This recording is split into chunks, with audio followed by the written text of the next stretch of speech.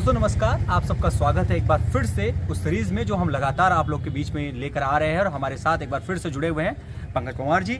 और लगातार हम उत्तराखंड के उन विषयों में हम चर्चा कर रहे हैं जो ज्वलन है, जिनमें और भी जगह चर्चा हो रही है। और एक ऐसा ही विषय आज हम लेकर आए हैं, वो है भाजपा का प्रदेश अध्यक्ष। कहा जा रहा है कि भाजपा का प्रदेश अध्यक्ष बदल सकता है। कई लोग कह रहे हैं कि नहीं बदलेगा, क्योंकि भाजपा की अगर हम बात करें तो उनका भी विस्तार हो रहा है। नई जो है कार्यकारिणी आएगी, नए प्रदेश अध्यक्ष जल्द मिलेंगे।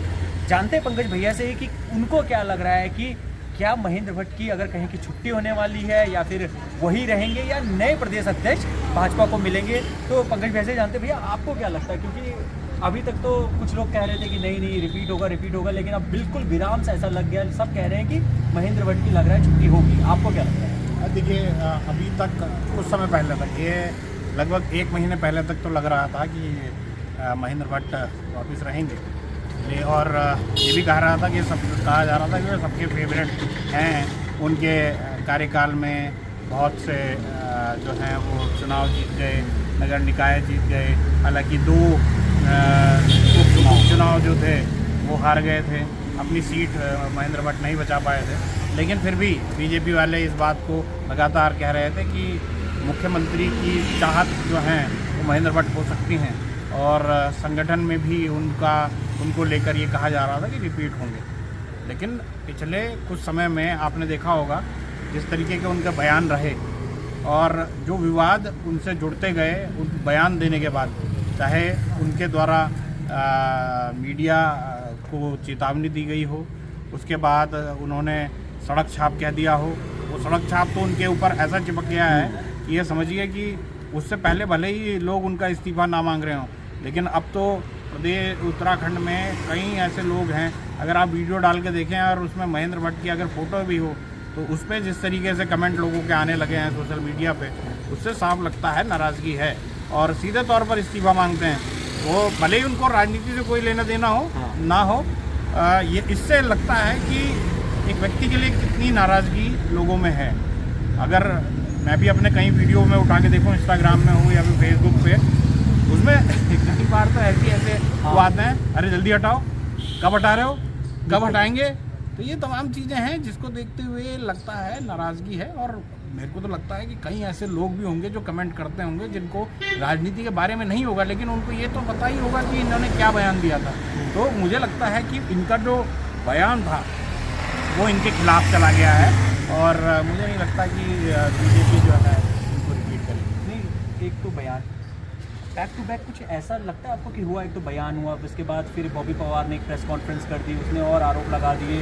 बैक टू बैक जो बन रहा था, ऐसा लगता है जैसे कि अपने ही बयानों में बिल्कुल घिर से गए हैं। और अगर देखा जाए क्या उससे भी जोड़ कर देख सकते हैं हम, जो बॉबी पवार ने प्रेस कॉन्फ्रेंस की थी कि उसका भी असर पड़ा, क्योंकि लोगों ने बहुत सोशल मीडिया में उसे भी देखा। देखिए, आपने बिल्कुल सही कहा कि ये कहते हैं ना, आप कोई बयान देते हैं लेकिन आप उस बयान के लिए खुद ही उत्तरदायी होते हैं। पत्रकार आपसे सवाल पूछ सकता है लेकिन जवाब तो आप ही को देना है। संयमित होकर आपको जवाब देना चाहिए, चाहे कोई सा भी बयान हो। अब आप इससे पहले के उनके दोनों बयान देख लीजिए। पत्रकारों ने कभी उनसे नहीं पूछा कि आप मीडिया वालों पे कार्रवाई करेंगे क्या।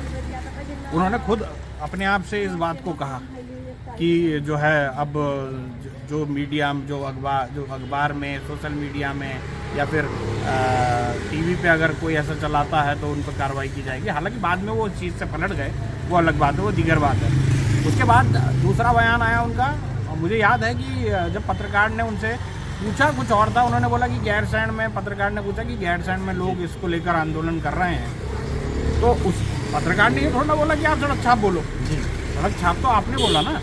तो यही होता है कि जब आप किसी बात को लेकर वो करते हैं तो आपको उस चीज़ की ये भी सोचना चाहिए कि आप अगर कैमरे के आगे बोल रहे हैं वो रिकॉर्ड हो जाता है। फिर आप ये नहीं कह सकते तोड़ मरोड़ के।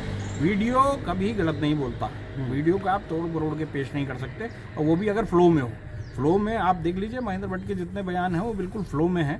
उन्होंने जिस तरीके से सड़क छाप कहा और फिर उसके बाद से जो कंट्रोवर्सी हुई, और वो भी ऐसी रैली की जिसकी आह्वान जो है वो नरेंद्र सिंह नेगी द्वारा किया गया हो। तो कुल मिलाकर देखा जाए पूरी पार्टी भले ही प्रेम अग्रवाल के पक्ष में ना खड़ी हो, लेकिन जिस तरीके से महेंद्र भट्ट उनके पक्ष में खड़े हुए उसका आज स्थिति यह है कि चाहे कांग्रेस हो चाहे आम जनता हो, सब महेंद्र भट्ट का इस्तीफा मांग रहे हैं, जबकि उनको मतलब ही नहीं है कि बीजेपी में कौन अध्यक्ष बने कौन ना बने। ये तो पार्टी का मतलब है। दूसरी बात, आपने जो बॉबी पवार की पीसी की बात की, देखिए वो व्यक्तिगत मामला है और हालांकि उसके नैतिकता के मामले में हो सकता है कि उसमें सवाल खड़े किए जा सकें। उनके जो दोनों इस पूरे मामले में किरदार हैं, महेंद्र भट्ट और जो प्रेमचंद अग्रवाल, उन दोनों के बेटों का इससे कोई लेना देना नहीं है इस राजनीति से। लेकिन ये हो सकता है कि ठीक है, व्यापारिक संबंध उनके बेटों के बीच में हो सकते हैं, उनके द्वारा क्या किया गया क्या नहीं किया गया वो अलग बात है। लेकिन आपने एक दिन पहले सोशल मीडिया में देख ही लिया कि दोनों ने अपनी चीज़ों से उससे विरक्त हो गए हैं। एक ने जो साझेदारी थी वही तोड़ दी है। और ये भी बात उन्होंने कही कि भाई बेफजूल की बातों को ना वो किया जाए, तो सम्मान किया जाना चाहिए। बेफजूल में किसी के घर आपको अगर नाराज़गी है तो महेंद्र भट्ट से रखें, उनके परिवार तक ना पहुँचे। ऐसा ही मैं प्रेमचंद अग्रवाल के लेकर भी कहूँ। जब कई सालों से, लगभग 2 दशक से ज़्यादा हो चुके हैं, आप लगातार भाजपा को जो है कवर कर रहे हैं, आपको क्या लगता है कि भाजपा इस मामले में कितनी कठोर हो सकती है? जो चीज़ें बयान आए हैं, जो बयान, क्योंकि लग तो रहा है कि कठोर तो अब हो ही रही है भाजपा, लेकिन आपको क्या लगता है कि भाजपा बहुत कठोर होगी इसको लेकर? देखिए 100% होना भी चाहिए। और दूसरी बात यह है कि देखिए महेंद्र भट्ट की जो छुट्टी लगभग तय है, वो फिर से प्रदेश अध्यक्ष नहीं बनने जा रहे हैं। और अगर कहा जाए तो अब नए चेहरे ढूंढे जा रहे हैं, ब्राह्मण चेहरे जो गढ़वाल से हों। उसमें जिस तरीके से विनोद चमोली का नाम आया, जिस तरीके से जो है वो आशा नौटियाल का नाम आया, इसके अलावा 1-2 और चेहरे हैं जिनके नाम, रमेश पोखरियाल निशंक का भी नाम आ रहा है और आदित्य कोठारी का नाम आ रहा है। और अगर कहा जाए तो दीप्ति रावत भारद्वाज का नाम भी आ रहा है। और देखते हैं इनमें से किसकी लॉटरी लगती है। और सबसे बड़ी बात यह है कि बीजेपी को कोई फ्रेश चेहरा देना चाहिए जो पार्टी में मजबूती भी लाए पार्टी में, क्योंकि पार्टी में जिस तरीके से जिस दौरान में नाराज़गी आपने देखा होगा, व्यक्तियों को लेकर नाराज़गी तो ज़्यादा देखी, मैंने पार्टी को लेकर नाराज़गी नहीं देखी। मैंने किसी को नहीं देखा कि जो बीजेपी की को लेकर अनाप शनाप बोल रहा हो, लेकिन व्यक्ति को लेकर नाराज़गी है लोगों में, व्यक्तियों को लेकर नाराज़गी है। और उन व्यक्तियों पर अगर कार्रवाई हो जाए तो सब अपने आप में सेटल हो जाएगा। हाँ नहीं, बिल्कुल। मेरा एक यही सवाल था आपसे कि किसी को भी ले लीजिए, हम प्रेमचंद अग्रवाल को ले लें, हम महेंद्र भट्ट को ले लें या किसी अन्य को ले लें, क्या आपको लगता है कि इसका असर जो है भाजपा पे पड़ेगा? वैसे आपने काफ़ी बता ही दिया, लेकिन अगर डिटेल में अगर थोड़ा जाने, हम अपने दर्शकों को बताएं कि भाजपा को जो आम जनता है, जो बहुत दिल से जिसने वोट दिए कई चुनाव में, क्या उसको कोई फ़र्क पड़ेगा? वो भाजपा की तरफ मुँह मोड़ती हुई आपको दिखेगी? देखिए अभी तो बहुत चीज़ें बहुत लेट में हैं। अभी आप ये समझिए कि जो विधानसभा चुनाव 2027 में है, तो ऐसे में तब तक तो गंगा में बहुत पानी बह जाना है। उस बीच में अब जब प्रेमचंद अग्रवाल का इस्तीफा हो गया, उसके बाद से आपने देखा होगा थोड़ा मामला थोड़ा ढीला पड़ा है और ठंडा पड़ा है। अब इस दौरान में थोड़ा वही लोग बचे हुए हैं जो पहाड़ मैदान करने वाले हैं, बाकी बहुत ज़्यादा लोग अब उस पर रिएक्ट नहीं कर रहे हैं। दूसरी बात यह है कि हो सकता है कि आने वाले दिनों में 1-2 और कार्रवाई हो जाए। जैसे कांग्रेस ने जो है अभी एक मांग की है कि विधानसभा अध्यक्ष को भी हटाया जाए। पहले मैं आपको सुना देता हूं कि किस तरीके से उन्होंने कांग्रेस की एक पीसी हुई है, उन्होंने यशपाल आर्य और गोविंद सिंह गुंजवाल ने विधानसभा अध्यक्ष और महेंद्र भट्ट को हटाने की मांग की है। मैं साफ कहना चाहता हूं कि अग्रवाल जी पर कार्रवाई हो गई। अगर भारतीय जनता पार्टी जो दोनों हमारे पहाड़ के हैं, नेता मतलब उनका माननीय अध्यक्ष जो हैं महेंद्र भट्ट जी भी पहाड़ के हैं और हमारे विधानसभा अध्यक्ष भी पहाड़ के हैं, उन पर अगर कार्रवाई नहीं करते, उनका इस्तीफा नहीं लेते हैं, उनको पद से नहीं हटाते हैं, तो निश्चित रूप से ये और परिपक्व हो जाएगा कि भारतीय जनता पार्टी 2 भागों को बांटना चाहती है। उसकी नीति बिल्कुल स्पष्ट हो जाएगी। इसलिए मेरा ये कहना है, जिस तरह से अग्रवाल जी से इस्तीफा लिया गया, उस तरह से दोनों से भी इस्तीफा लिया जाना चाहिए। मेरा मानना ये है कि भारतीय जनता पार्टी की सोच के कारण ही उस दिन की घटना का घटित हुई है विधानसभा में, क्योंकि उस विधानसभा में विधानसभा स्पीकर उपस्थित थी, आसन पर विराजमान थी, वही संचालन कर रही थी और साथ में नेता सदन भी उपस्थित थे और संसदीय कार्य भी मंत्री भी उपस्थित थे। उनकी उपस्थिति में जो घटना हुई, उस घटना के लिए सभी लोग दोषी हैं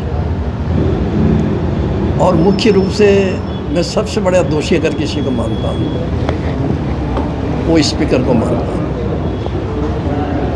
जिन्होंने एक राजनीतिक दल के नेता के रूप में उस पीठ पर बैठ करके आचरण करने का प्रयास किया। ये सब ने स्पष्ट लोगों ने देखा, क्योंकि बुड़ौला जी कोई गलत बात नहीं कह रहे थे, वो संसदीय भाषा में सही जवाब सही बात पूछ रहे थे, लेकिन उनके साथ जो व्यवहार हुआ, उस व्यवहार से ये स्पष्ट है कि मैं समझता हूँ उस तरह का व्यवहार तो पार्टी के जो सदन के मुखिया हैं वो भी नहीं कर सकते। स्पीकर तो स्पीकर है, उसके लिए तो सब समान है। नेता सदन जो है वो कोई इस तरह की उनसे बात कर ले, वो बात अलग है, वो राजनीतिक दल के नेता है, लेकिन स्पीकर संवैधानिक पद पर बैठी हैं और उसका बहुत बड़ा महत्व होता है उस पीठ का। उसके नज़र में सारे सदन के सदस्य बराबर होने चाहिए और मैं तो व्यक्ति रूप से ही मानता हूँ कि सरकार को, मंत्रियों को छोड़ करके जो हाउस के माननीय सदस्य हैं, विधायक हैं हमारे माननीय, उनकी रक्षा करने का काम स्पीकर का सबसे पहले होता है। माननीय विधायक क्या पूछ रहा है, उसका उत्तर क्या दे रहे हैं, वो संतुष्ट है कि नहीं है, ये जब तक स्पीकर तय नहीं कर पाएगा और वो सरकार को बचाने का काम करेगा, सरकार को कड़कड़ी में खड़ा काम करने का नहीं करेगा, तो मैं समझता हूँ वो निष्पक्ष स्पीकर नहीं हो सकता। इसलिए मेरा ये मानना है कि माननीय विधानसभा अध्यक्ष जी ने उस दिन बहुत बड़ा पक्षपात किया। यशपाल आर्य जी खुद अध्यक्ष रहे हैं, मैं अध्यक्ष रहा हूँ। मैं समझता हूँ कि कोई भी दूसरा अध्यक्ष होता, जो ही अग्रवाल जी के मुंह से वो शब्द निकला था, त्यों ही उनको डांटते हुए ये स्पष्ट कहा जाना चाहिए था कि आप अपने शब्दों को वापस लीजिए और ये निर्देश करना चाहिए था कि इन शब्दों को कार्रवाई से हटा दिया जाए। तो मैं समझता हूँ अभी तक भी हटा नहीं हटा, मैं नहीं जानता, लेकिन उस दिन की कार्रवाई में वो शब्द नहीं हटा था। और मुझे तो ये भी मालूम है कि उस दिन की कार्रवाई अभी तक जारी नहीं हुई और इसके पीछे क्या सोच है, क्या दिखाना चाहते हैं। तो इसलिए मैं ये स्पष्ट आरोप लगा रहा हूँ भारतीय जनता पार्टी पर कि भारतीय जनता पार्टी की ये सोची समझी रणनीति है। वो प्रदेश को जो है दो भागों में बांटना चाहती थी। पहाड़ और प्लेन का विभाजन करते हुए जो उनकी विभाजन की नीति है, उस नीति को उत्तराखंड में भी लागू करना चाहती थी, जिसमें हमारे वरिष्ठ नेता यशपाल आर्य जी ने स्पष्ट कहा कि कांग्रेस उसको नहीं होने देंगी और मैं भी ये कहता हूं कि बिल्कुल किसी रूप में हम पहाड़ और प्लेन से को बंटने नहीं देंगे। सर, ये इस्तीफा क्या, तो सुना आपने कि कैसे जो कांग्रेस के जो तमाम नेता हैं वो सीधे जो है वो कह रहे हैं कि जल्द से जल्द इनको हटाया जाए और अपनी बातें उनके द्वारा की जा रही है। लेकिन कुल मिलाकर देखा जाए तो आने वाले दिनों में सब कुछ साफ हो जाएगा, कौन अध्यक्ष बनेगा, कौन नहीं बनेगा। लेकिन जिस तरीके का हालिया विवाद हुए हैं उसने महेंद्र भट्ट की कुर्सी तो हिलाई दी। बिल्कुल, महेंद्र भट्ट की कुर्सी तो जरूर हिलाई दी है और नज़र भी ऐसा आ ही रहा है कि भाजपा भी कुछ नया करती हुई दिखाई भी दे रही है। उम्मीद है कि जो नवरात्र है, नवरात्र तक शायद फाइनल हो जाए। आपको क्या लगता है? मुझे लगता है उससे पहले हो जाएगा। और सबसे बड़ी बात यह है ना, बीजेपी ऐसा कोई नुकसान पार्टी या फिर पार्टी की विचारधारा को नहीं होने देगी। दूसरी बात है, प्रेमचंद का जाना ही अपने आप में बड़ी वो है, वरना कोई भी सरकार जो है वो ऐसे अपने मंत्रियों को हटाती नहीं है इस तरीके के आरोपों और एक बयान के उस पर। लेकिन जब जन भावनाएं जिस तरीके से उठ के सामने आई हैं, उसने मजबूर किया बीजेपी को भी इस पूरे मामले को करने में, और ख़ास तौर पर बीजेपी के जो चाहे मुख्यमंत्री हों और उन्होंने जिस तरीके से इस पर नाराज़गी जताई थी, और फिर उसके अलावा जो तमाम और नेता थे जिन्होंने इस पूरे मामले पर स्टैंड लिया, जिसके बाद प्रेमचंद अग्रवाल का इस्तीफा हुआ। और मैं आपको पहले बता चुका हूँ कि प्रेमचंद अग्रवाल इस्तीफा देने को तैयार नहीं थे, लेकिन जब उनको मुख्यमंत्री ने दबाव डाला कि भाई इस्तीफा देने आओ, तब जाके इस्तीफा हुआ। मुझे लगता है जल्द ही प्रदेश अध्यक्ष को लेकर भी फैसला हो जाएगा। लेकिन ये तो जैसा मैं बार बार कह रहा हूँ, महेंद्र भट्ट का जाना तय है। वो जब 1 महीना पहले तक अध्यक्ष रिपीट हो रहे थे, लेकिन अब होते हुए नजर नहीं आ रहे हैं। बिल्कुल, अब जिस तरह से पंकज भैया ने भी बताया कि 1 महीने पहले तक हम लोग भी ये बात जो है हम लोग भी चर्चा कर रहे थे कि लग रहा है कि महेंद्र भट्ट जो है वो रिपीट होने वाले हैं। लेकिन कहते हैं ना कि वक्त कब बदल जाए किसी को पता नहीं है, और बिल्कुल वही नज़र आ रहा है कि महेंद्र भट्ट का भी ऐसा लग रहा है कि बिल्कुल सब पलट सा गया वक्त, और उनके वजह से ही पलटा। जो उन्होंने बयान लगातार दिए, उन बयानों की वजह से ही अब ऐसा लग रहा है कि महेंद्र भट्ट तो दोबारा जो है वो प्रदेश अध्यक्ष भाजपा के नहीं बनते हुए नजर आ रहे हैं। बाकी दोस्तों, आप लोगों से मैं जिस तरह से लगातार कहता हूं कि आप इस वीडियो को अलग अलग जो है प्लेटफॉर्म में देखते हैं, और उसके साथ ही अगर हम बात करें पंकज टॉक की, I am Pankaj Pawar, news height और पहाड़ी सिमोल का जो फेसबुक पेज है उस पर भी आप इन वीडियो को देखते हैं, तो ज़रूर आप इन वीडियो को जो है वो शेयर करें। साथ ही हमारे जो जितने भी हमारे जो पेज हैं उनको फॉलो करें। साथ ही इनके जो फेसबुक के साथ ही यूट्यूब जो चैनल है उनमें भी ये वीडियो उपलब्ध है, तो आप वहाँ पर भी जाकर देख सकते हैं। इनके साथ ही अन्य वीडियो भी वहाँ पर रहते हैं, तो उन्हें भी आप ज़रूर सब्सक्राइब करें। तो मिलते हैं अगले किसी वीडियो में, तब तक के लिए नमस्कार।